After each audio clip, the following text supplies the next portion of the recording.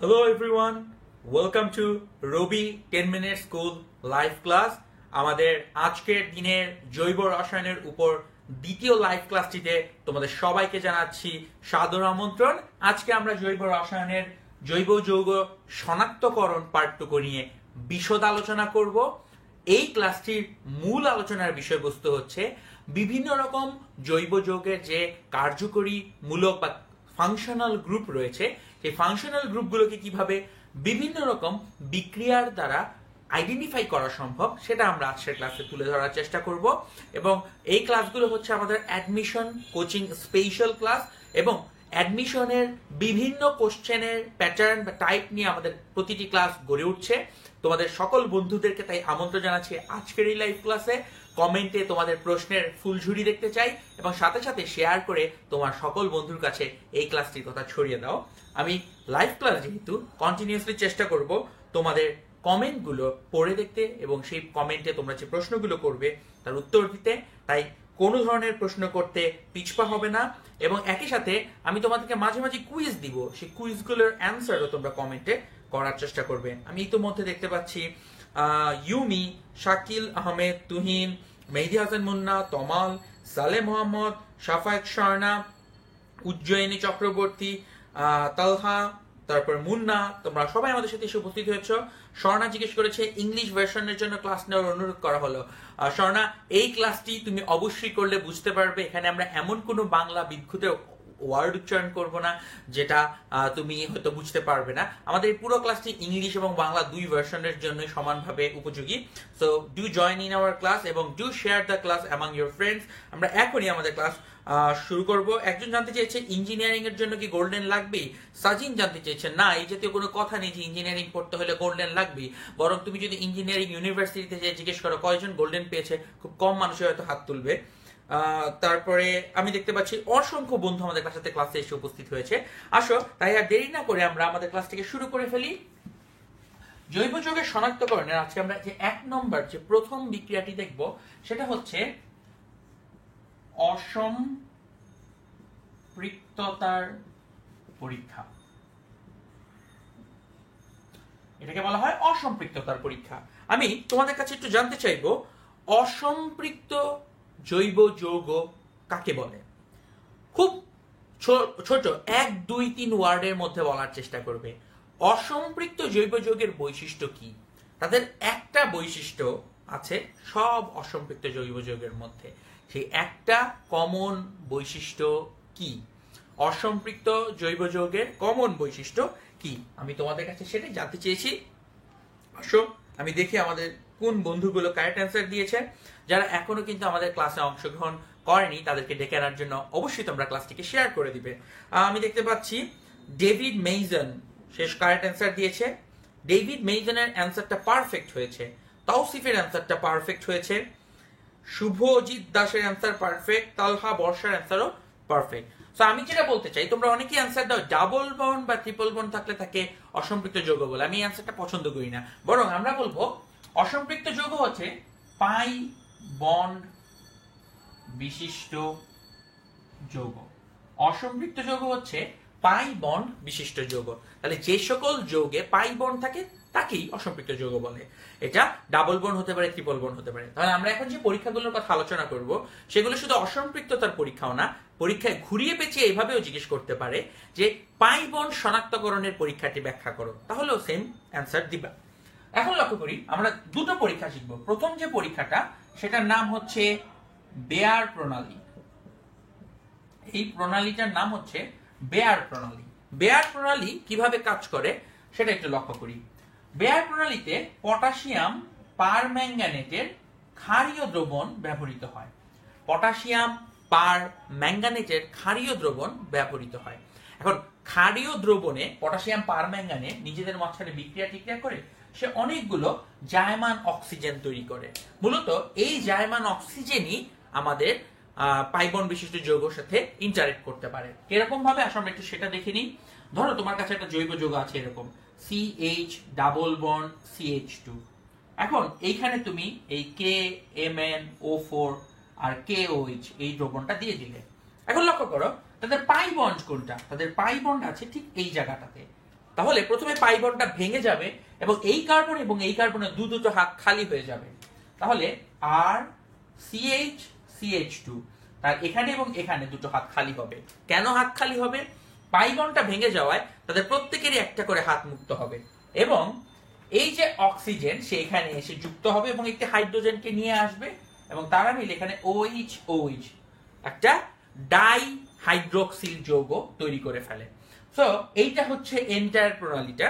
আমি খুব ভিতরের ডিটেলসে যাচ্ছি না, কারণ এই অসম্পৃক্ততা বা শনাক্তকরণের পরীক্ষাগুলোর ডিটেইল মেকানিজম আসে না। কিভাবে শনাক্তকরণ করতে হয় সেই প্রণালীটা তোমাদের কাছে চাওয়া হবে। এখন প্রণালীটা তোমাদেরকে একটু বলি, একটু লক্ষ্য করে দেখো।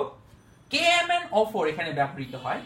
KMnO4 এর কালার হচ্ছে গাঢ় বেগুনি। KMn এর কালার হচ্ছে গাঢ় বেগুনি। এখন যতই বিক্রিয়া করবে KMnO4 কিন্তু শেষ হয়ে যাবে। KMnO4 বিক্রিয়া করে করে ক্ষয় হয়ে যাবে। ক্ষয় হয়ে গেলে গাঢ় বেগুনি বর্ণের দ্রবণটি আস্তে আস্তে বর্ণহীন হয়ে পড়বে। তাহলে এটাই হচ্ছে বেয়ার প্রণালী, যে কোনো জৈব যৌগের মধ্যে যদি এই KMnO4 এর ক্ষারীয় দ্রবণ দেওয়া হয়, তাহলে যদি ওই KMnO4 এর গাঢ় বেগুনি বর্ণটা আস্তে আস্তে ফেড হয়ে যায় বা হালকা হয়ে যায় এবং বর্ণহীন হয়ে যায়, তাহলে আমরা বুঝে নিব সেখানে পাই বন্ডের উপস্থিতি আছে। বাট তুমি কিন্তু কখনোই একদম বলে দিতে পারবে না ওই পাই বন্ডটা ডাবল বন্ড নাকি ট্রিপল বন্ড, সেটা বলা সম্ভব না।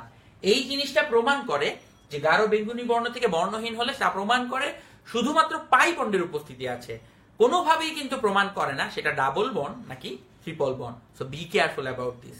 এটা ছিল বেয়ার প্রণালী অসম্পৃক্ততার একটি পরীক্ষা। অসম্পৃক্ততার শনাক্তকরণের আরো একটি পরীক্ষা আছে।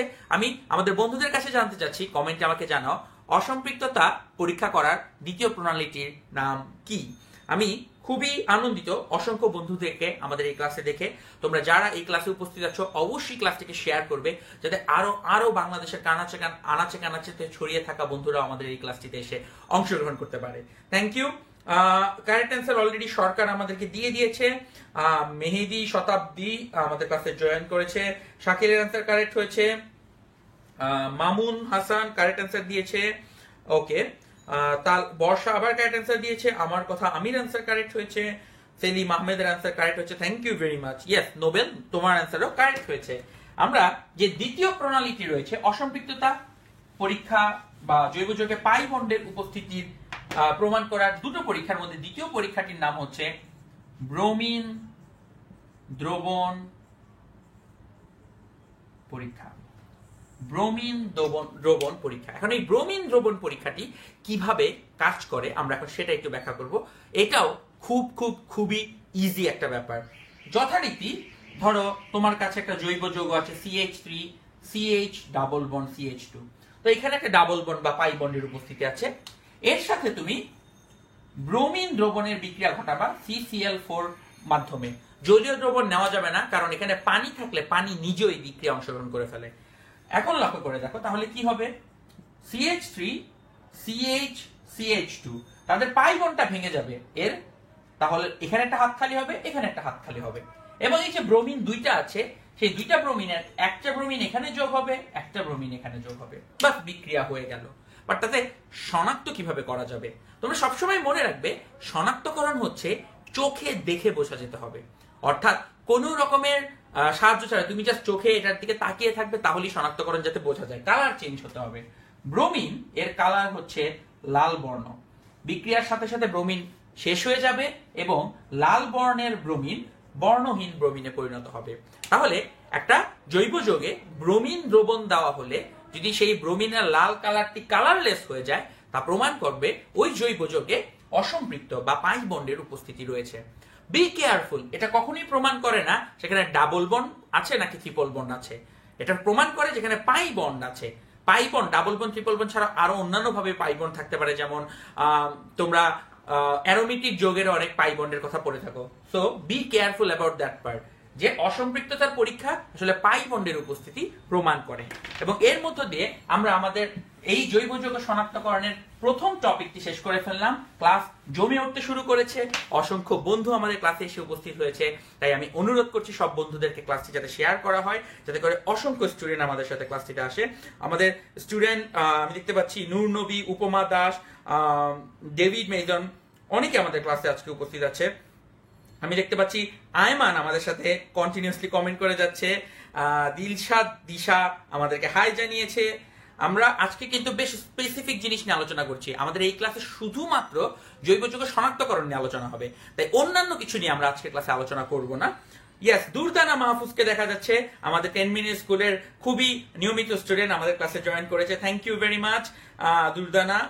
তারপর ফাহিম ইসলাম আমাদের ক্লাসে আছে, থ্যাংক ইউ। আসলে আমরা আমাদের পরবর্তী টপিকটাতে চলে যাই।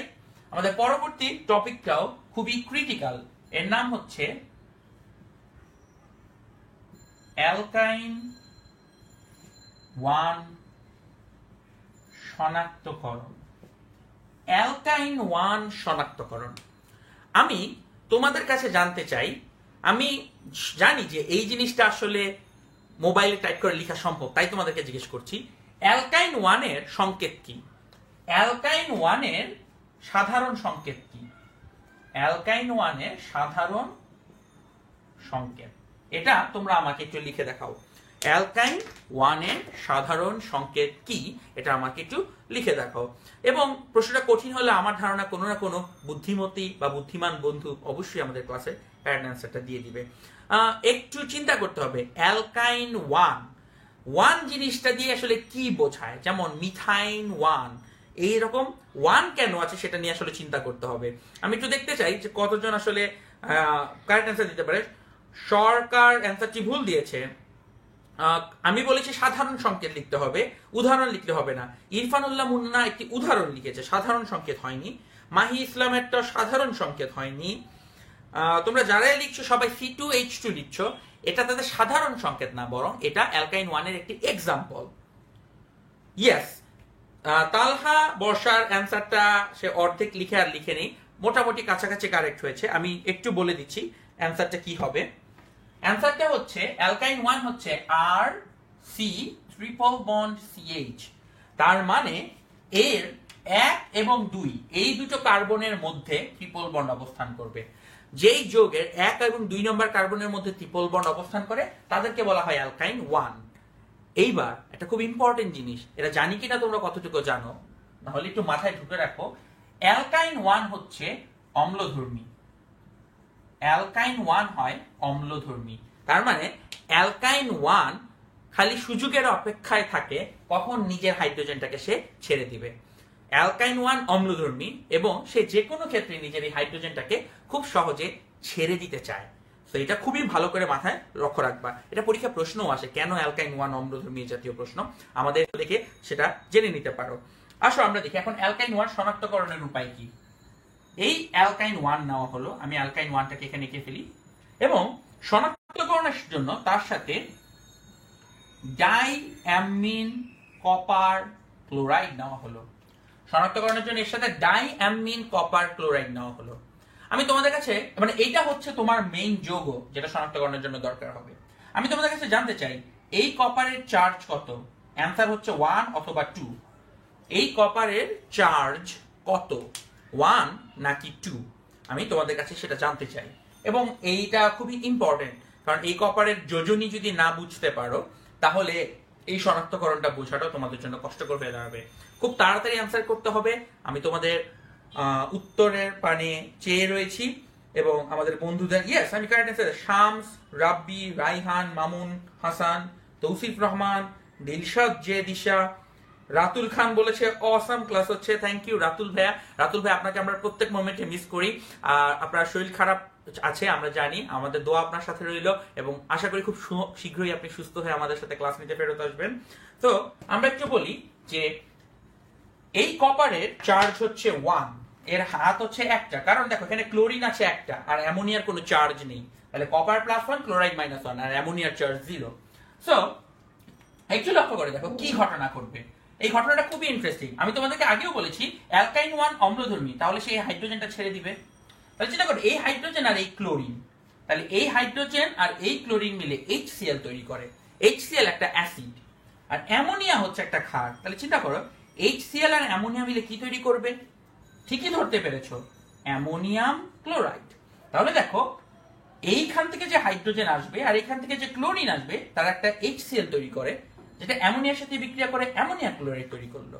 বাট আরো একটা HCl অ্যামোনিয়া কিন্তু এখানে রয়েছে, তাকিয়ে দেখো এখানে অ্যামোনিয়া আছে দুইটা, তাহলে অন্য অ্যামোনিয়াটা বেঁচে যাবে। সোজা কথায় অন্য অ্যামোনিয়াটা বেঁচে যাবে, এবং তার মানে অন্য অ্যামোনিয়াটা এখানে নরমালি অ্যামোনিয়া হিসাবেই রেখে যাবে। তাহলে এখন দেখো পুরো বিক্রিয়াটা কি দাঁড়ায়, আমি একটু একটু করে লিখে দেখাই। তাহলে লক্ষ্য করো, এখান থেকে হাইড্রোজেনটা চলে গেলে কি থাকে, R3 C। হাইড্রোজেনটা চলে গেল, তাহলে এখানে মাইনাস চার্জ হলো, বাস হাইড্রোজেন ছেড়ে দিল।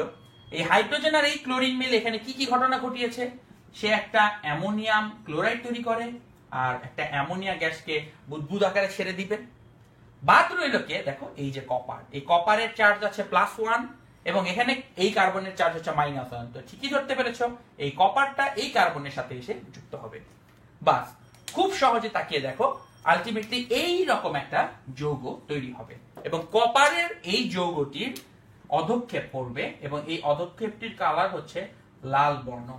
তো এই লাল বর্ণের অধক্ষেপ পড়লে বোঝা যাবে সেখানে অ্যালকাইন 1 উপস্থিত আছে। এই ইনফরমেশনগুলো কেন গুরুত্বপূর্ণ, একটা খুব কমপ্লিকেটেড প্রশ্ন দিল, বলল C3H2O7 এরকম কিছু একটা যৌগ আছে যাতে ডাইঅ্যামিন কপার ক্লোরাইড দেওয়া হলে সেখানে লাল বর্ণের অধক্ষেপ পড়ে। এর দ্বারা বোঝা যায় তোমাকে যে যৌগটি দেওয়া হয়েছে সেখানে 1 আর 2 মানে একদম চেইনের এক মাথাতে একটা ট্রিপল বন্ড রয়েছে। তাহলে রিমেম্বার, এই লাল বর্ণ পড়ার মানে হচ্ছে, এই লাল বর্ণের অধক্ষেপটি পড়ার মানে হচ্ছে যে এখানে অ্যালকাইন 1 আছে বা চেইনের একদম 2 সাইডে তার ট্রিপল বন্ডটি অবস্থান করছে। তো এর মধ্য দিয়ে আমরা অ্যালকাইন 1 এর শনাক্তকরণ দেখে ফেললাম। তোমরা অবশ্যই ক্লাসটিকে তোমাদের বন্ধুদের সাথে শেয়ার করতে ভুলবে না। আমরা খুব দ্রুত আমাদের পরবর্তী প্রবলেমে যাব এবং এটা পরীক্ষায় আসার সম্ভাবনা অনেক বেশি, এবং এটা বোঝার জন্য তোমার আগের ক্লাসটা হেল্প করবে। সুতরাং যারা আমাদের আগের ক্লাসটাতে ছিলে তারা এখন অনেক মজা পাবে, আর যারা ছিলে না তাদেরকে অনুরোধ জানাবো এই ক্লাসটি শেষ হওয়ার পর আগের ক্লাসে যেতে দেখে নাও। 1 ডিগ্রি, 2 ডিগ্রি, 3 ডিগ্রি অ্যালকোহল শনাক্তকরণ।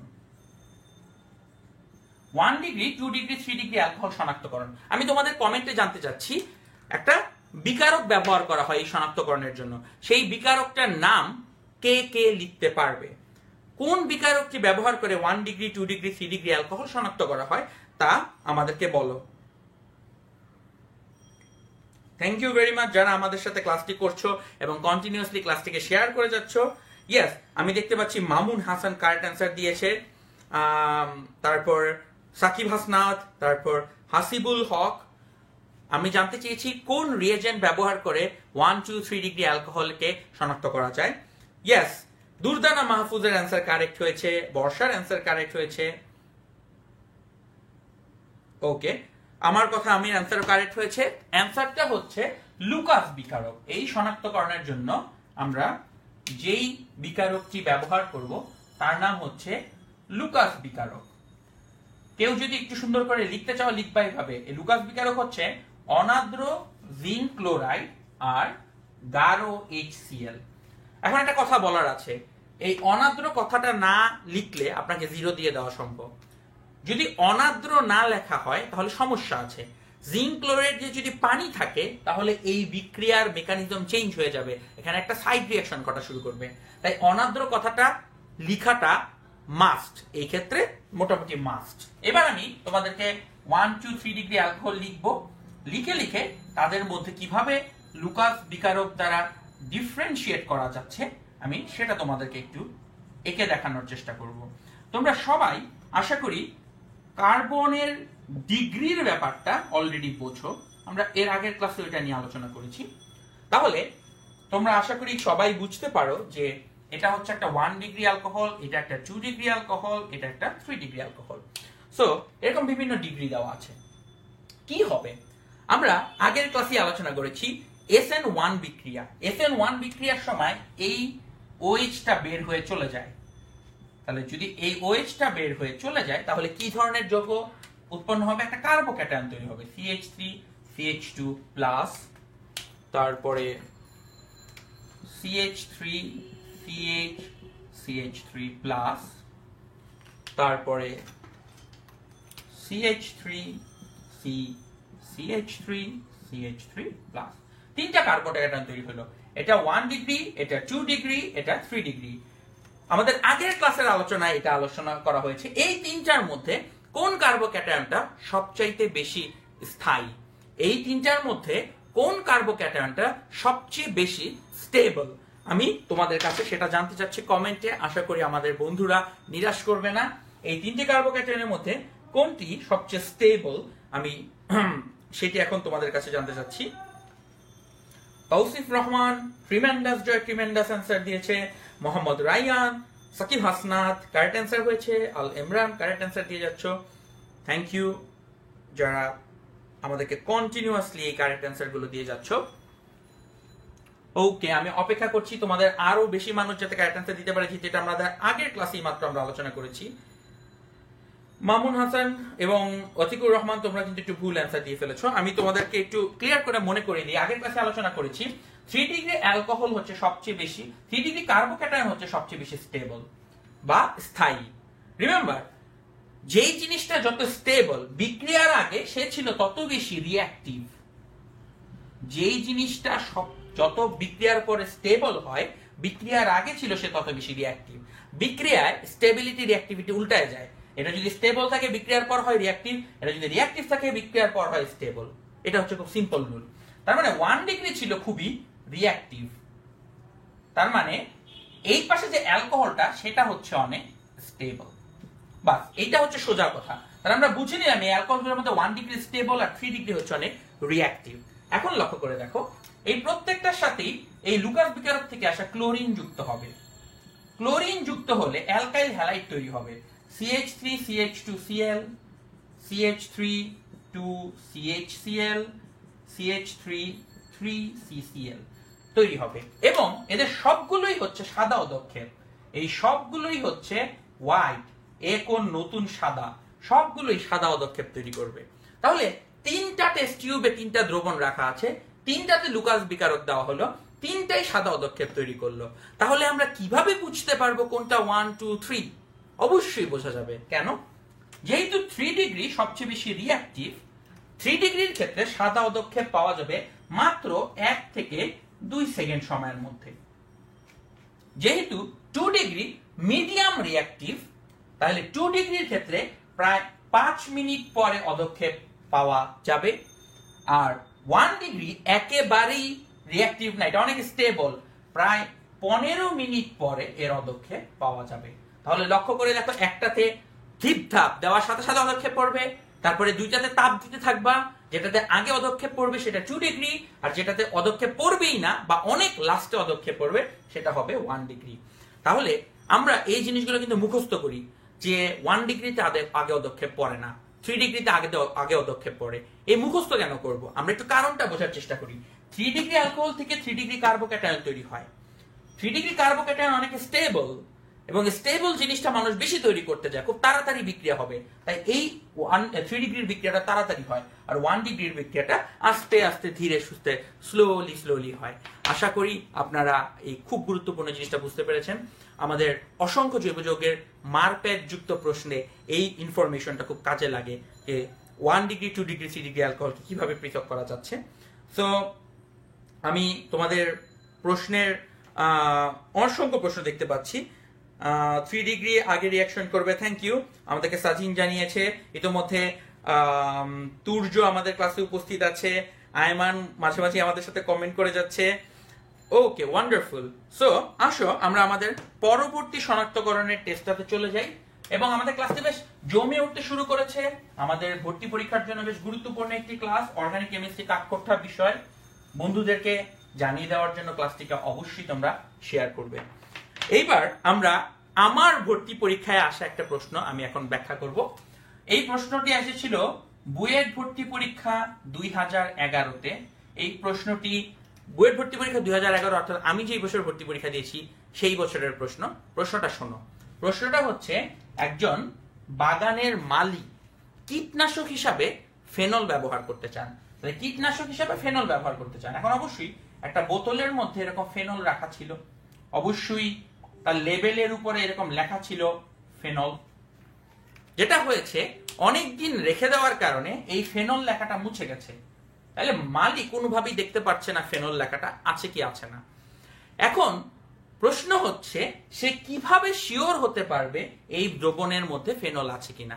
বোতলের মধ্যে ফেনল আছে কি নাই এটা মালি সাহেব কিভাবে বুঝতে পারবেন, সেটা আমাদের বুয়েট ভর্তি পরীক্ষা একটা 10 নম্বরের প্রশ্ন ছিল, যেটার অ্যান্সার মাত্র এক লাইনে লিখে দেওয়া সম্ভব। আমি একটু দেখতে চাই তোমাদের মধ্যে কেউ কি অলরেডি অ্যান্সারটা বের করতে বা কারো মাথায় কি চলে এসেছে কিনা। এসে যাওয়ার কথা, এবং এটা আসলে এত টাফ কোনো কোশ্চেন ছিল না। আমার কাছে মনে হয় যে বুয়েট ভর্তি পরীক্ষার সবচেয়ে সহজ পার্ট হচ্ছে কেমিস্ট্রি পার্ট। আমি অনেকেই সাজেস্ট করি বুয়েট ভর্তি পরীক্ষায় গিয়ে সবার আগে কেমিস্ট্রি অ্যান্সার করে ফেলবে, কারণ কেমিস্ট্রি অনেক সোজা। Okay, yes, wonderful answer.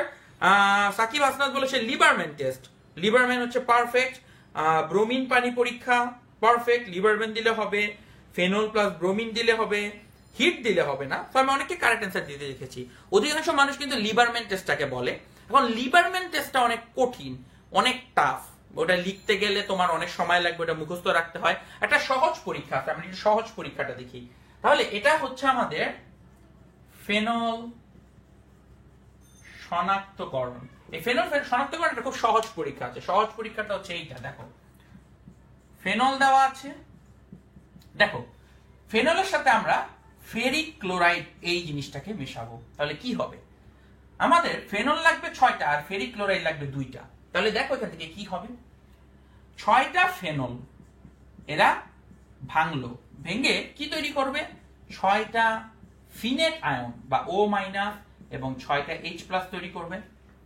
আর 2টা ফেরিক ক্লোরাইড সে ভেঙে 2টা আয়রন 3+ আয়ন এবং 6টা ক্লোরাইড মাইনাস তৈরি করবে। আমরা 2টা যৌগকে ভেঙে লিখলাম, এবার দুটোকে যোগ করে দিই।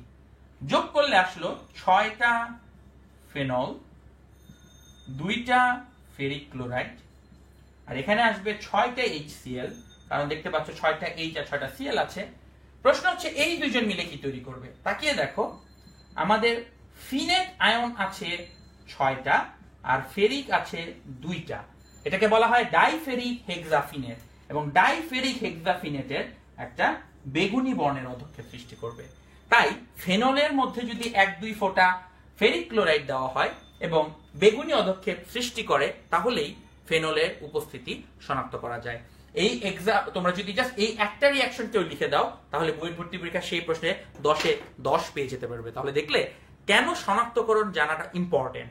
অনেক সূক্ষ্ম সূক্ষ্ম বিক্রিয়ার পরীক্ষা তোমরা শনাক্তকরণের মাধ্যমে অ্যান্সার করে ফেলতে পারবে। ইয়েস, বেগুনি বর্ণের উৎপন্ন হবে। আমাদের অনেক বন্ধু যারা এই ক্লাসটিতে এখন আছে, তারা আশা করি তোমরা ক্লাসটিকে উপভোগ করছো। আরেকটা প্রক্রিয়া আছে, ব্রোমিনের সাথে বিক্রিয়া করে সে লাল থেকে সাদা হয়ে যাবে। এইটা আমি সাজেস্ট করি না, কারণ একটু আগে আমরা পড়েছি পাই বন্ডের উপস্থিতি প্রমাণ করার জন্য ব্রোমিন দ্রবণ পরীক্ষা ব্যবহার করা হয়। তাই ফেনল শনাক্তকরণের জন্য ব্রোমিন দ্রবণ পরীক্ষাটা ব্যবহার না করাটাই ভালো। Okay, wonderful, thank you very much যারা আমাদের সাথে এই ক্লাসটিতে উপস্থিত আছো। এবার আমরা আরো একটু ইন্টারেস্টিং জায়গাতে চলে যাচ্ছি, এবং আস্তে আস্তে ক্লাসটা আরো একটু কঠিন হবে এবং টাফার হবে, যাতে করে পরীক্ষায় তোমরা ভালো জিনিস অ্যান্সার করতে পারো। তাই আমি বলবো, যারা এখনো ক্লাসটাকে শেয়ার করনি, do share this class with all of your friends. Remember, এইভাবে তুমি তোমার বন্ধুর একটা অনেক বড় উপকার করে দিতে পারো। এবার আমরা দেখব অ্যালকোহল ও ইথার শনাক্তকরণ। প্রশ্নটা একটু বুঝিয়ে বলি। প্রশ্নটা হচ্ছে, তোমাকে এরকম 2টা টেস্ট টিউব দেওয়া হলো, বলল এ আর বি এর মধ্যে একটাতে আছে অ্যালকোহল, আরেকটাতে আছে ইথার। তুমি কিভাবে বের করতে পারবে কোনটাতে অ্যালকোহল আর কোনটাতে ইথার আছে? চিন্তা করে দেখো। বললো 2টা টেস্ট টিউব দেওয়া আছে, টেস্ট টিউব ভর্তি দ্রবণ রয়েছে, বললো একটাতে অ্যালকোহল আছে, একটাতে ইথার আছে। তোমাকে বের করতে হবে কোনটাতে অ্যালকোহল আছে, কোনটাতে ইথার আছে। এটা হচ্ছে প্রশ্ন। তাহলে একটু বুঝতে হবে অ্যালকোহল আর ইথারের গাঠনিক সংকেতগুলো কিরকম। অ্যালকোহল হচ্ছে ROH আর ইথার হচ্ছে ROR'। বা আমি যদি একটা উদাহরণ দিয়ে লিখি, একটা অ্যালকোহল হচ্ছে ধরো CH3OH আর ইথার হচ্ছে একটা ধরো C2H5OCH3। এটা হচ্ছে অ্যালকোহল আর ইথার। তো এখন একটু আমি বোঝাবো, এটা শনাক্তকরণের অ্যান্সারটা হচ্ছে ফসফরাস পেন্টাক্লোরাইড। অ্যান্সারটা হচ্ছে ফসফরাস পেন্টাক্লোরাইড। কিভাবে? আমি আগে অ্যালকোহলের রিঅ্যাকশনটা লিখি। সবাই লক্ষ্য করো, ROH সে PCl5 এর সাথে বিক্রিয়া করবে। বিক্রিয়া করে কি তৈরি করে দেখো, লক্ষ্য করে দেখো এখানে কি কি জিনিস তৈরি হয়। প্রথম এখানে একটা H আর একটা Cl মিলে একটা HCl তৈরি করে, একটা RCl তৈরি করে, একটা POCl3 তৈরি করে।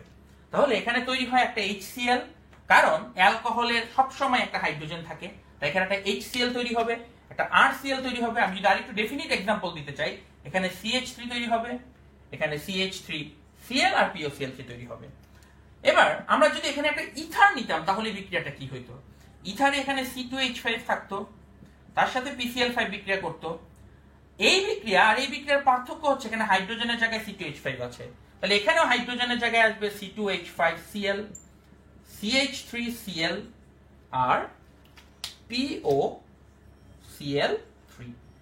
এবার তোমরা আমাকে বলবে এই 1 আর 2, এই যে দুইটা বিক্রিয়া রয়েছে, এই দুই বিক্রিয়ার পার্থক্যটা কি? এই দুইটা বিক্রিয়ার মধ্যে পার্থক্যটা কোথায়? পার্থক্যটা যদি বুঝতে পারো, চোখে পড়ে, তাহলে আসলে এটা অ্যান্সার করে দেওয়া তো টাফ কিছু না। আমি তোমাদের প্রশ্নের উত্তর দেওয়ার অপেক্ষায় রয়েছি। একজন জেনে লিখেছো আর প্রাইম কি? আর প্রাইম হচ্ছে একটা অ্যালকাইল গ্রুপ, একটাকে আর দিয়ে লিখেছি তাই আরেকটাকে আর প্রাইম লিখেছি যাতে একটু ভিন্নতা বোঝা যায়। ওকে, ইয়েস, বর্ষা জানিয়ে দিয়েছে কারেক্ট অ্যান্সার, তৌসিফ রহমানও কারেক্ট অ্যান্সার দিয়েছে এবং আমি কারেক্ট অ্যান্সারটি ইতোমধ্যে পেয়ে গিয়েছি। আমি এখনই উত্তরটি তোমাদের সামনে উপস্থাপন করব। কারেক্ট অ্যান্সার হচ্ছে HCl। প্রথমটাতে গ্যাসিয়াস HCl তৈরি হয়, দ্বিতীয়টাতে হবে না। এবং সুবিধা দেখো, HCl যদি তুমি অ্যামোনিয়ার সাথে বিক্রিয়া করাও, সে অ্যামোনিয়াম ক্লোরাইড তৈরি করে, যেটা একটা সাদা ধোঁয়া বা হোয়াইট ফিউম তৈরি করবে। তাহলে লক্ষ্য করে দেখো ঘটনা কি হবে। দুইটা টেস্ট টিউব দেওয়া আছে, দুইটাতেই তুমি ফসফরাস পেন্টাক্লোরাইড দিলে, একটাতে HCl তৈরি হবে, একটাতে HCl তৈরি হবে না। এখন পরবর্তী বিক্রিয়াটা কিভাবে করাবে? একটা রড নেওয়া হবে, এই রডটাকে অ্যামোনিয়ার দ্রবণে চুবিয়ে নেওয়া হবে। এই দ্রবণে অ্যামোনিয়া রাখা আছে, এই রডটাকে এই দ্রবণের মধ্যে আগে চুবানো হবে। তাহলে রডের গায়ে অ্যামোনিয়া লাগবে, অ্যামোনিয়াম হাইড্রোক্সাইড নিলে হবে, মোটামুটি অ্যামোনিয়া আয়নের দ্রবণ চুবিয়ে নেওয়া হবে। তারপরে এই রডটাকে A আর B এর মুখে ধরা হবে, আগে PCl5 দিয়ে তারপরে A আর B এর মুখে ধরা হবে। দেখা যাবে ধরো B থেকে সাদা ধোঁয়া উৎপন্ন হলো, A তে কিছুই হলো না। তার মানে B তে সাদা ধোঁয়া উৎপন্ন হয়েছে, তার মানে B তে HCl আছে, তার মানে B হচ্ছে অ্যালকোহল এবং A হচ্ছে ইথার। তাহলে দেখতে পেলে বইতে অবশ্যই এই দুটো বিক্রিয়ায় লেখা আছে, বাট এই দুইটা বিক্রিয়া থেকে কিভাবে ঘুরিয়ে পেঁচিয়ে অ্যাডমিশন টেস্টে প্রশ্ন আসতে পারে সেটা কিন্তু বই তোমাকে ডিরেক্টলি বলে দিবে না। এইখানেই হচ্ছে তোমার এবং আমার মাথা খাটানোর মেইন জায়গা। তো আমি আসলে দেখতে চাচ্ছি তোমরা অ্যালকোহল ইথারের পৃথকীকরণের এই মহাবিক্রিয়াটি কতজন আসলে বুঝতে পেরেছো। শনাক্তকরণ হচ্ছে তুমি যত জৈব রসায়নের বিক্রিয়া পড়েছো সেগুলোকে কতখানি বাস্তব জীবনে ইউজ করতে পারো তার একটা খুব ভালো বহিঃপ্রকাশ। থ্যাংক ইউ ভেরি মাচ যারা আমাদের সাথে এই মুহূর্তে ক্লাসে উপস্থিত আছো। আমি দেখতে পাচ্ছি তোমরা কন্টিনিউয়াসলি আমাদের সাথে ক্লাসে রেসপন্স করছো। একবার চিন্তা করে দেখো আমরা আমাদের এডুকেশন সিস্টেমটাকে কোন জায়গায় নিয়ে এসেছি, যে আমরা এখন বাসায় বসে, আমি আমার নিজের বেডরুমে বসে তোমাদেরকে পড়াচ্ছি এবং তুমি তোমার বেডরুমে বসে আমার পড়াটা শুনতে পারছো। পুরো জিনিসটা হচ্ছে ফ্রিতে, কোনো রকম টাকা পয়সা লাগছে না। এন্ড আমি আশা করব তোমার যে সকল বন্ধুরা এই ক্লাসটা এখনো সম্পর্কে জানে না তাদেরকে তোমরা 10 মিনিট স্কুলের কথা বলবে। Thank you very much. আমরা চলে যাব আমাদের পরবর্তী শনাক্তকরণে। এর পরের শনাক্তকরণটাও বেশ গুরুত্বপূর্ণ, পরের শনাক্তকরণটাও বেশ গুরুত্বপূর্ণ। লক্ষ্য করো, পরের শনাক্তকরণের নাম হচ্ছে কার্বনিল গ্রুপ শনাক্তকরণ। কার্বনিল গ্রুপ শনাক্তকরণ তার মানে একটু বুঝো, কার্বনিল শনাক্তকরণের মধ্যে কে পড়বে? ধরো একটা কিটোন নিলে, কিটোন যেমন CH3COCH3, অথবা একটা অ্যালকোহল অ্যালডিহাইড নিলে CH3CHO, এরা দুইজনই কিন্তু কার্বনিল। তাকিয়ে দেখো, এখানেও CO আছে, এখানেও CO আছে, কিন্তু দুইজনেরই CO আছে, দুইজনই কার্বনিল। তাহলে এখন আমরা দেখবো কার্বনিল শনাক্তকরণের বিক্রিয়া। আমি একটু তোমাদেরকে জিজ্ঞেস করি, কেউ কি বলতে পারবে কার্বনিল শনাক্তকরণের জন্য কোন যৌগ ব্যবহৃত হয়? আমি একটু দেখতে চাই আপনাদের কমেন্টে কয়জন এই প্রশ্নটার উত্তর দিতে পারবেন। কার্বনিল শনাক্তকরণের জন্য কোন বিক্রিয়া ব্যবহৃত হয়? ইয়েস, সাকিব হাসনাত জানিয়ে দিয়েছে কারেক্ট অ্যান্সারটি। Thank you very much Sakib Hasnat, তোমাকে আমি সাকিব হাসনাতের কাছে কারেক্ট অ্যান্সার জিজ্ঞেস করেছি। Okay, wonderful. আমি অসংখ্য স্টুডেন্টকে দেখতে পাচ্ছি আজকে আমাদের সাথে এই ক্লাসটিতে অংশগ্রহণ করেছো।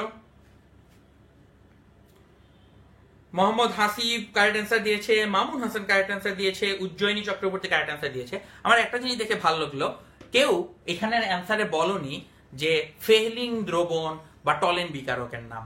যারা এটা বলতে তারা ভুল অ্যান্সার দিতে। কারেক্ট অ্যান্সার হচ্ছে 2,4-DNP, 2,4-ডাইনাইট্রোফিনাইল হাইড্রাজিন। এই জিনিসটা দেখতে কেমন একটু লক্ষ্য করো। দেখতে প্রথমে একটা NH2 লিখো, তারপর একটা NH, তারপর একটা বেনজিন রিং, সেই বেনজিন রিংয়ের 2 এবং 4 নম্বরে দুইটা নাইট্রোজেন নাইট্রো গ্রুপ থাকবে। তাহলে 2,4-DNP জিনিসটা দেখতে হচ্ছে এরকম, এইরকম। এইবার লক্ষ্য করো, এর সাথে কার্বনিল গ্রুপের বিক্রিয়া হবে। তার মানে বুঝো, একটা কার্বনিলের দুই হাতে যা খুশি থাকুক, তার সিও থাকলেই হবে। এই হাতে আর থাকুক, এই হাতে আর প্রাইম থাকুক, ডাজন্ট ম্যাটার, এখানে সিও থাকতে হবে। তারপরে বিক্রিয়াটা লক্ষ্য করে দেখো, আমি জানি না কখনো তোমরা এইভাবে চিন্তা করে দেখেছো কিনা। এই যে ওয়াটার, H2 আর অক্সিজেন, তারা দুজন মিলে পানি হয়ে যাবে এবং এইখানে একটা ব্রিজ তৈরি হবে। বাস, তাইলেই বিক্রিয়া হয়ে যাবে।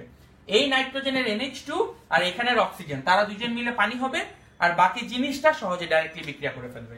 তাহলে বিক্রিয়া করলে কি জিনিসটা তৈরি হবে লক্ষ্য করো। এই কার্বন সে ডিরেক্টলি যুক্ত হলো নাইট্রোজেনের সাথে, তারপরে একটা NH, বাকি জিনিসগুলো ঠিক আগের মতন দেখে দেখে লিখে দিলেই হয়ে গেল, আর তার সাথে পানি তৈরি হবে। এবং এইখানে যে যৌগটি তৈরি হলো, এটা হলুদাভ কমলা একটা অদক্ষেপ দিবে। এই হলুদাভ কমলা অদক্ষেপের অস্তিত্ব পাওয়া গেলে সেটা প্রমাণ করে যেখানে কার্বনিল গ্রুপ আছে। কার্বনিল মানে এখানে আইদার অ্যালডিহাইড আছে অর কিটোন আছে। বাট এই 2,4-DNP টেস্ট করে তুমি কোনোভাবেই বলতে পারবে না যে তোমার যৌগটি অ্যালডিহাইড ছিল নাকি কিটোন ছিল। সেটা করার জন্য আমাদেরকে আরো একটা লেভেলের এক্সট্রা টেস্ট করতে হবে। বাট রিমেম্বার, এই টেস্টটার একমাত্র উদ্দেশ্য হচ্ছে শুধুমাত্র কার্বনিল অস্তিত্ব আছে কি নাই সেটা বুঝতে পারা। তাই অলওয়েজ মাথার মধ্যে ঢুকায় রাখো, 2,4-DNP তে যদি হলুদাভ কমলা একটা অদক্ষেপ আসে, তাহলেই কিন্তু সেটা কার্বনিল বা সিওর অস্তিত্ব প্রমাণ করে। ভুলেও মনে করো না এটা অ্যালডিহাইড বা কিটোন, এটা কার্বনিলের অস্তিত্ব প্রমাণ করে। সো আমি দেখতে পাচ্ছি আমাদের বন্ধুদের কমেন্টগুলো। সো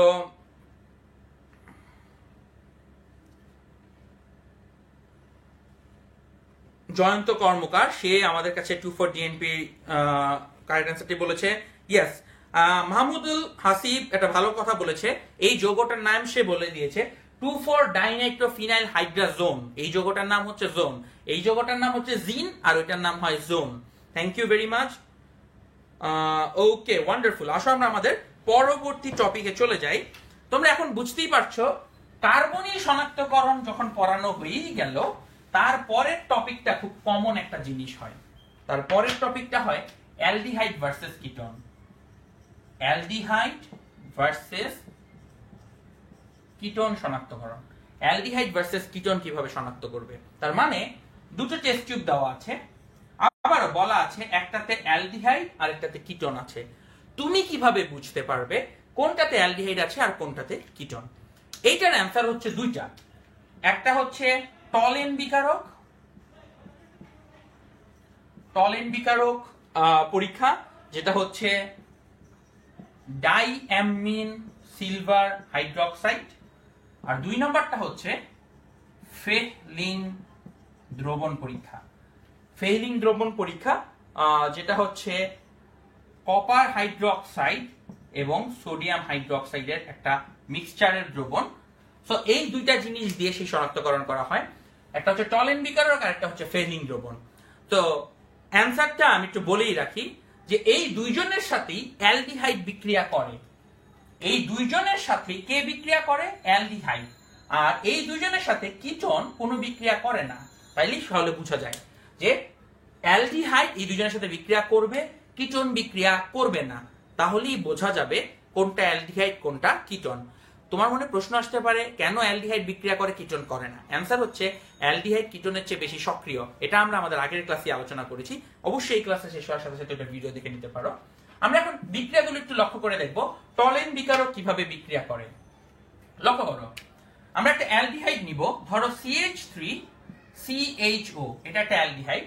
এখন এটার সাথে টলেন বিকারক যেমন সিলভার ডাইঅ্যামিন সিলভার হাইড্রোক্সাইড। আমি আমার বন্ধুদের মনোযোগ এই পর্যায়ে ভালো করে আকর্ষণ করতে চাই, কারণ এখন যা বোঝাবো সেটা ভালো করে বুঝতে হলে আমাদের বোর্ডের দিকে তাকিয়ে থাকতে হবে, অন্যথায় বুঝতে পারবেন না। লক্ষ্য করেন, ডাইঅ্যামিন সিলভার হাইড্রোক্সাইডের যে দ্রবণ আছে, এটি একটি জারণ বিজারণ বিক্রিয়া, তার মানে একজনের জারণ হবে একজনের বিজারণ হবে। একটু লক্ষ্য করে দেখো, অ্যালডিহাইড CH3CHO, অ্যালডিহাইড জারিত হলে তৈরি হয় CH3COOH, একটা অ্যাসিড। আমরা জানি অ্যালডিহাইড জারিত হলে একটা অ্যাসিড তৈরি হয়। এখানে একটা অ্যামোনিয়া আছে, চিন্তা করে দেখো, তাহলে অ্যামোনিয়াটা যদি অ্যাসিডের সাথে বিক্রিয়া করে তাহলে কি হবে? CH3COONH4 এবং বাস এটা তৈরি হয়ে যাবে CH3COONH4। তাহলে দেখো এই অ্যালডিহাইডটা জারিত হয়ে অ্যাসিড হয়ে অ্যামোনিয়াম লবণ তৈরি করবে, আর দুইটা অ্যামোনিয়ার মধ্যে একটা এখানে বিক্রিয়া করবে, আরেকটা অ্যামোনিয়া বেঁচে যাবে। তাহলে দেখো CH3COONH4 তৈরি হলো, আর একটা অ্যামোনিয়া বেঁচে গেল, অ্যাসিড আর ক্ষারের বিক্রিয়াতে পানিও উৎপন্ন হলো, বাদ রইল এই সিলভারটা। এই সিলভারের এখানের চার্জ হচ্ছে +1। তাকিয়ে দেখো, এইখানে এর হয়েছে জারণ। যখন জারণ ঘটে আর একটা বিজারণ ঘটতে হয়, তাই সিলভার তার +1 থেকে সিলভার 0 চার্জে বিজারিত হবে, অর্থাৎ জারণের সাথে সাথে সিলভারটা হয়ে যায় বিজারিত। তাই এখানে সিলভার পরমাণু তৈরি হবে যার একটা অধক্ষেপ পড়বে, এবং সিলভারের অধক্ষেপ পড়লে বুঝতেই পারো সিলভার কালারের একটা অধক্ষেপ তৈরি হবে, যেটা দেখতে পুরো টেস্ট টিউবটা রূপার মতন চকচক করা শুরু করবে, কারণ রূপাই সেখানে তৈরি হচ্ছে। আর এই বিক্রিয়াটা একটা বাস্তব জীবনের উদাহরণ হচ্ছে আয়নার পাড়া লাগানোতে এই বিক্রিয়া ব্যবহৃত হয়। এই বিক্রিয়াটি আয়নার পাড়া লাগানো বা ইংরেজিতে বলা হয়ে থাকে আয়নার সিলভারিং এ এটা ব্যবহৃত হয়। আয়নার পিছনে একটা আস্তরণ থাকে, সেই আস্তরণে এই জিনিসটা ব্যবহৃত হয়। আশা করি তোমরা টলেন বিকারক দিয়ে অ্যালডিহাইডের শনাক্তকরণ বুঝতে পেরেছো। থ্যাংক ইউ ভেরি মাচ যারা আমাদের সাথে মনোযোগ দিয়ে এই ক্লাসটিতে অংশগ্রহণ করছে। আমি দেখতে পাচ্ছি আমাদের কিছু সংখ্যক বন্ধু কন্টিনিউয়াসলি বারবার আমাদের খুব ভালো করে কারেক্ট অ্যান্সার দিয়ে যায়। তাহলে একটু বোঝো, অ্যালডিহাইড আর কিটোন শনাক্তকরণের উপায় হচ্ছে তোমাকে দুইটা টেস্ট টিউব দেওয়া রইল, একটা টেস্ট টিউবের মধ্যে তুমি দুইটা টেস্ট টিউবের মধ্যেই এই টলেন বিকারক দিবে, একটাতে পুরা সোনালী রঙের অধক্ষেপ পড়বে, যেটাতে অধক্ষেপ পড়বে সেটা অ্যালডিহাইড, আর যেটাতে পড়বে না সেটা হয়ে যাবে কিটোন। রিমেম্বার, অ্যালডিহাইড বিক্রিয়া করবে তাই এটা প্রমাণ করে সেটা অ্যালডিহাইড, আর যেটা বিক্রিয়া করবে না সেটা ক্ষেত্রে বলা যাবে যে এটা অ্যালডিহাইড না। সো বিক্রিয়া করলে সেটা অ্যালডিহাইড, আর বিক্রিয়া না করলে সেটা অ্যালডিহাইড না। যেহেতু এখানে অপশনে বলা হয়েছে একটা অ্যালডিহাইড আর একটা কিটোন, তাই যেটা বিক্রিয়া করে না সেটাকে আমরা কিটোন বলছি। অলওয়েজ রিমেম্বার, সায়েন্সে রেজাল্টের অনুপস্থিতি কোনো কিছু প্রমাণ করে না, রেজাল্টের প্রেজেন্স জিনিসকে প্রমাণ করে। যেমন অ্যালডিহাইডের ক্ষেত্রে একটা অধক্ষেপ পড়লো, এটা প্রমাণ করে এটা অ্যালডিহাইড। ওইটার ক্ষেত্রে অধক্ষেপ পড়লো না, একটা জিনিসের অধক্ষেপ পড়ে নাই, সেটা কখনো প্রমাণ করে না এটা কিটোন না, যদি না প্রশ্নে বলে দিত যেখানে একটা অ্যালডিহাইড আছে আর একটা কিটোন। অলওয়েজ রিমেম্বার, সায়েন্সে পজিটিভ রেজাল্ট প্রমাণ করতে পারে, নেগেটিভ রেজাল্ট ডিরেক্টলি কোনো কিছুকে প্রমাণ করে না। সো আমরা অ্যালডিহাইড আর কিটোনের শনাক্তকরণ দেখলাম, এবং এটা থেকে খুব প্যাচানো একটা প্রশ্ন আসতে পারে। তোমাকে ধরো বললো একটা যৌগ আছে এ যৌগ, এবং এ যৌগটি 2,4-DNPর সাথে বিক্রিয়া করে, 2,4-DNPর সাথে বিক্রিয়া করে।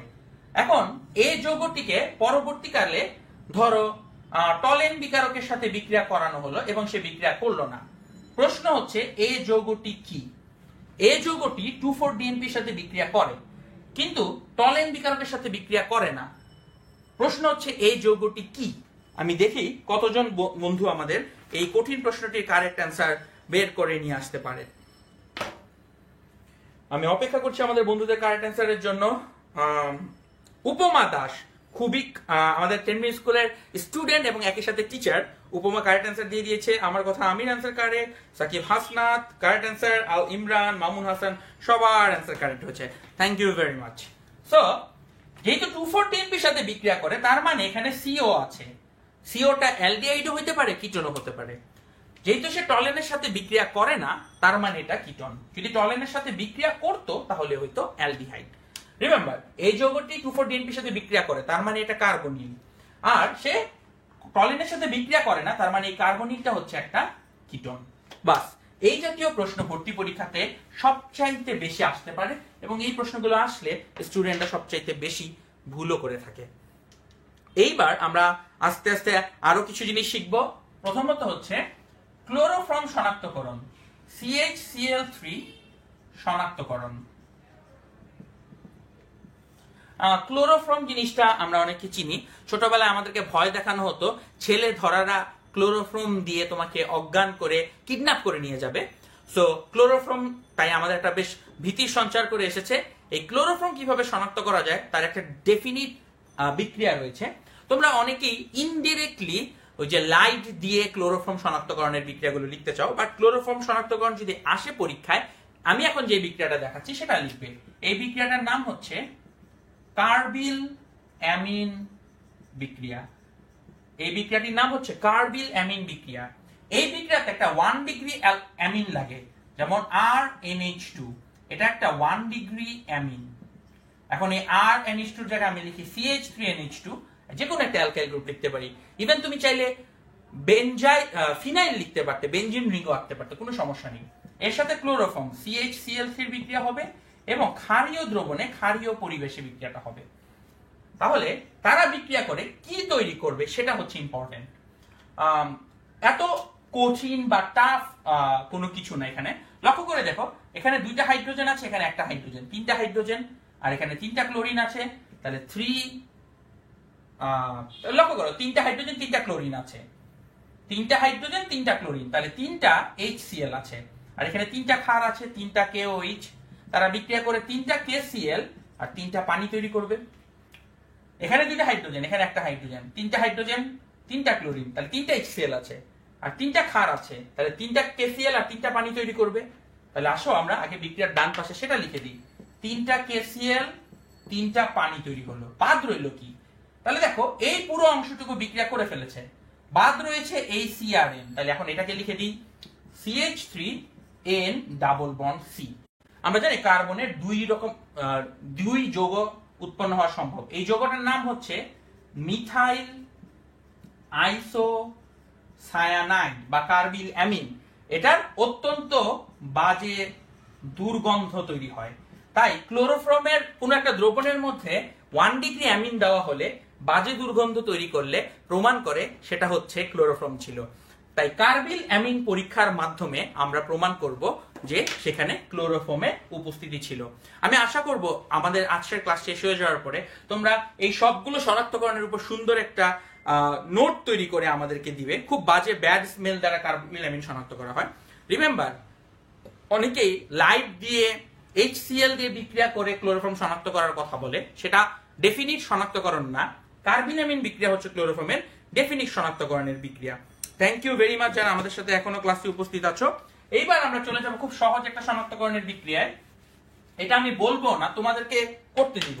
তোমরা আমাকে এটার অ্যান্সার বলবা। COOH শনাক্তকরণ, COOH শনাক্তকরণের উপায় কি? COOH শনাক্তকরণের উপায়টা আমার করে দেওয়ার কোনো মানে হয় না। যারা জীবনে একবার হইলে অর্গানিক কেমিস্ট্রির বই খুলেছো তারা বলতে পারবে COOH শনাক্তকরণের উপায় কি। ফাহিম ইউসুফ একটা খুব সুন্দর কোশ্চেন জিজ্ঞেস করেছে, বুয়েটের এক্সামে রিঅ্যাকশন ব্যালেন্স করতে হবে কি হবে না? হ্যাঁ, তুমি চেষ্টা করবে সবসময় রিঅ্যাকশন ব্যালেন্স করার জন্য। তবে এই শনাক্তকরণের বিক্রিয়াতে রিঅ্যাকশন ব্যালেন্স না করলেও নাম্বার কাটবে না, কারণ শনাক্তকরণের বিক্রিয়াতে পদ্ধতিটা বেশি ইম্পর্টেন্ট বিক্রিয়াটার থেকে। বাট উচিত হচ্ছে সবকিছুতে রিঅ্যাকশন ব্যালেন্স করা। আমি তোমাদেরকে সেটাই বলবো। ইয়েস, মামুন হাসানের অ্যান্সার কারেক্ট হয়েছে। আমি আরো কিছু কারেক্ট অ্যান্সার তো আসলে দেখতে চাচ্ছি। লিটমাস দ্রবণ, লিটমাস দিয়ে তুমি কোনোদিনও COOH শনাক্ত করতে পারবে না। লিটমাস দিয়ে অ্যাসিড শনাক্ত করা যাবে, তাহলে H+ শনাক্ত হবে। COOH গ্রুপ যে আছে সেটা প্রমাণিত হবে না। একজন জিজ্ঞেস করছে রসায়নে আপনার মতন এক্সপার্ট হওয়ার টিপস দেন। আমি যখন তোমার মতন বয়সে ছিলাম এক্সপার্ট ছিলাম না, তো আমি তখন বসে বসে নোট করতাম এবং সেটা পরবর্তী 4-5 বছর স্টুডেন্ট থেকে পড়িয়েছি, তারপর এক্সপার্ট হয়েছি। তো আসলে তুমি তোমার স্টুডেন্ট দশায় এক্সপার্ট হতে পারবে না, টিচার হলে আরেকটু এক্সপার্ট হবে। ওকে, মুনতাসির মাহমুদ সে কারেক্ট অ্যান্সার দিয়েছে। বাট আমি একটা কথা বলবো, কেমিস্ট্রি হচ্ছে ইটস অল অ্যাবাউট এক্সপ্লেনেশন। তুমি যদি অনেক নোট করে মুখস্থ করো কোনো লাভ নাই, তুমি যদি অ্যাকচুয়ালি জিনিসটা বোঝার চেষ্টা করো, যেগুলো বুঝতে হলে তোমার অনেক বই পড়তে হবে, অনেক ইন্টারনেটের ব্লগ ঘাটতে হবে, তাহলে কেমিস্ট্রি কিছুটা বুঝতে পারবে। তো সিডাবল শনাক্তকরণের উপায় হচ্ছে সোডিয়াম বাইকার্বনেট কিভাবে কাজ করবে, CH3COOH সেটা সোডিয়াম বাইকার্বনেটের সাথে বিক্রিয়া করে। লবণ একটা তৈরি করবে CH3COONA, তার সাথে ওয়াটার এবং কার্বন ডাই অক্সাইড গ্যাস বুদবুদ আকারে বের হয়ে যাবে। এই কার্বন ডাই অক্সাইড গ্যাসকে যদি তুমি চুনের পানির মধ্য দিয়ে চালনা করো, সেই চুনের পানি ঘোলা হয়ে যাবে। এই টেস্টটা আমরা লবণ টেস্টে প্রায় কারেক্ট ম্যাক্সিমাম টাইমে করা হয়ে থাকে। আমরা লবণের মধ্যে কিছুটুকু কয়েক ফোঁটা সোডিয়াম বাইকার্বনেট দিয়ে দেখি, বা সোডিয়াম বাইকার্বনেটে কয়েক ফোঁটা লবণের মিক্সচারটা বা অ্যাসিডটা দিয়ে দেখি, যদি কার্বন ডাই অক্সাইড বুদবুদ আকারে বের হয় প্রমাণিত হয়ে যাবে সেখানে COOH রয়েছে। তো COOH এত টাফ কিছু না। বাট এখন আমরা চলে আসছি আমাদের কাছে লাস্ট আজকের টপিক, সেটা হচ্ছে, এটা পরীক্ষা আসার সম্ভাবনা অনেক, 1 ডিগ্রি 2 ডিগ্রি 3 ডিগ্রি অ্যামিন শনাক্তকরণ। 1 ডিগ্রি 2 ডিগ্রি 3 ডিগ্রি অ্যামিন শনাক্তকরণ। তোমরা কি আমাকে বলতে পারো এই 1 ডিগ্রি 2 ডিগ্রি 3 ডিগ্রি অ্যামিন শনাক্তকরণে কোন যৌগটি ব্যবহৃত হয়? আমি তোমাদের কাছে এটার উত্তর আশা করছি। 1 ডিগ্রি 2 ডিগ্রি 3 ডিগ্রি অ্যামিন শনাক্তকরণে কোন যৌগটি ব্যবহৃত হয় তোমাদের কাছে আমি উত্তর আশা করছি।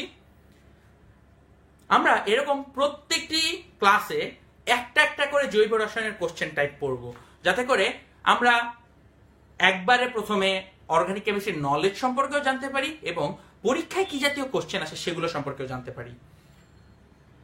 গ্রিগনাট বিকারক কারেক্ট অ্যান্সার না। এই ক্ষেত্রে আমি এখনো কারেক্ট অ্যান্সারটি দেখতে পাচ্ছি। আচ্ছা, একজন কারেক্ট অ্যান্সার দিয়েছে, তার অ্যান্সারটা খানিকটা ভুল হয়েছে। উজ্জয়িনী চক্রবর্তী হাফ অ্যান্সার দিয়েছেন। আমি জানতে চাচ্ছি 1 ডিগ্রি 2 ডিগ্রি 3 ডিগ্রি অ্যামিন শনাক্তকরণের জন্য কোন যৌগ ব্যবহৃত হয়। কেউ কেউ জিজ্ঞেস করছে কম পড়ে কিভাবে ভালো রেজাল্ট করা যায়। অ্যান্সার হচ্ছে যায় না, কম পড়ে ভালো রেজাল্ট করা যায় না। আমি আমার লাইফে ভালো রেজাল্ট করেছি কারণ আমি অনেক বেশি পড়তাম। আমি এমন কাউকে দেখি নেই যে একদম পরিশ্রম না করে ভালো রেজাল্ট করেছে। সো সাকসেসের সবচেয়ে বড় চাবিকাঠি হচ্ছে অনেক বেশি হার্ডওয়ার্ক করা। রিমেম্বার, হার্ডওয়ার্কের থেকে বেশি কোনো কিছুই নাই। তোমার ট্যালেন্ট থাকলো, তুমি হার্ডওয়ার্ক করলে না, that doesn't count. Okay, Na2 অনেকে অ্যান্সারটা লিখছো, আসলে অ্যান্সারটা অনেকেরই আংশিক কারেক্ট হচ্ছে, আংশিক ভুল হচ্ছে। লক্ষ্য করো, অ্যান্সারটা হচ্ছে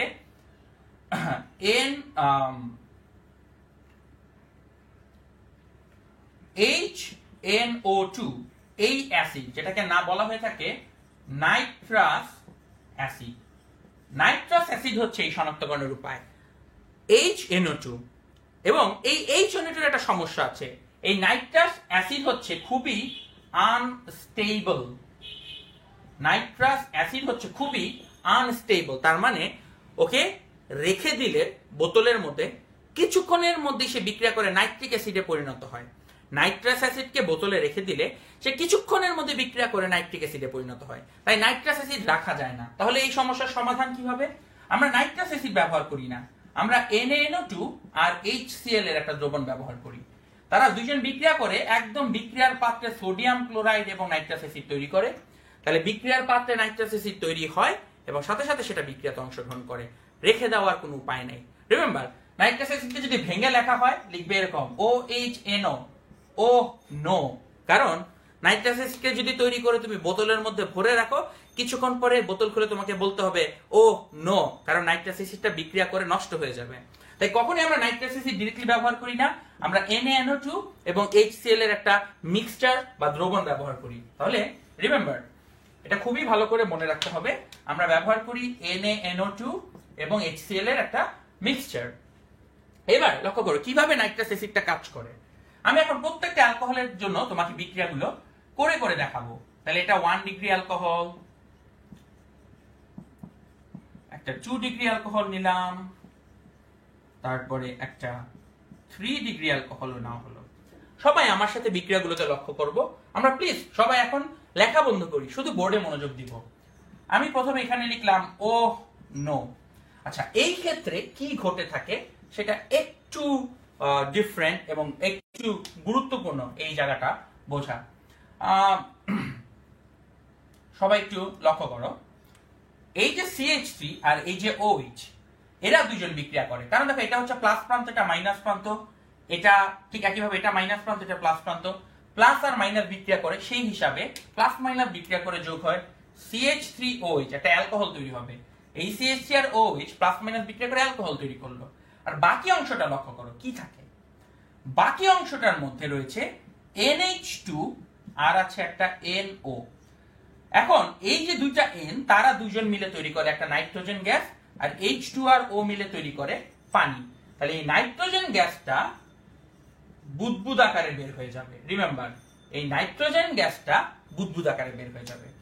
তাহলে 1 ডিগ্রি অ্যামিনের ক্ষেত্রে তুমি যদি NaNO2 আর HCl এর মিক্সচার ব্যবহার করো, তাহলে নাইট্রোজেন গ্যাস বুদবুদ আকারে বের হয়ে যাবে, যেটা 1 ডিগ্রি অ্যামিনের উপস্থিতি শনাক্ত করে।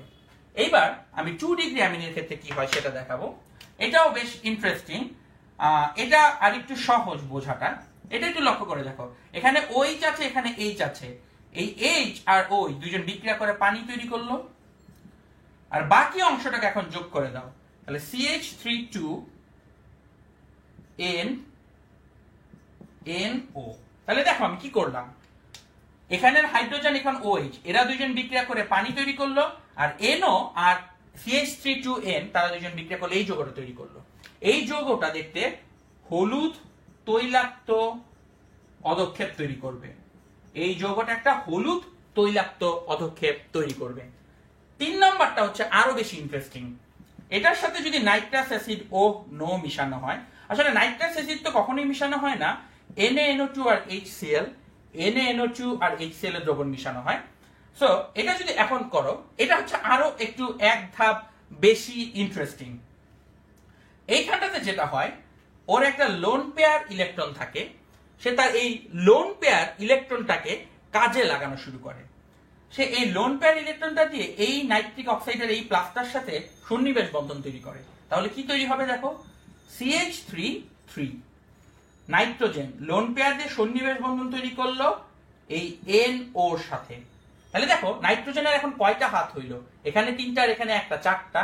তাই নাইট্রোজেন একটা প্লাস চার্জ বসে, আর বাদ রইল এখানের OH, এই OH টা এখানে চলে আসে। তাহলে এখানে একটা আয়নিক যৌগ তৈরি হয়, একটা প্লাস আর মাইনাস বিশিষ্ট আয়নিক যৌগ তৈরি হয়।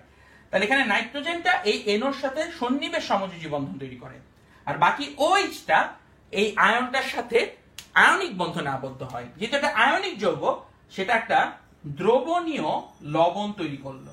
আর দ্রবণীয় লবণ দেখতে কিরকম হয়, পানির মধ্যে পুরো ক্লিন সাদা দেখা যাবে। তাহলে তোমাকে যদি 3টা টেস্ট টিউব দেওয়া হয়, একটা থেকে বুদবুদ আকারে গ্যাস তৈরি হয় সেটা 1 ডিগ্রি, একটাতে হলুদ বর্ণের অধক্ষেপ তৈরি হয় সেটা 2 ডিগ্রি, আর একটা যদি ক্লিন থাকে সেটা হবে 3 ডিগ্রি। তাহলে এইভাবে নাইট্রাস অ্যাসিড ঢেলে ঢেলে 1, 2 এবং 3 ডিগ্রি অ্যামিনের মধ্যে তোমরা পৃথকীকরণ করে ফেলতে পারবে।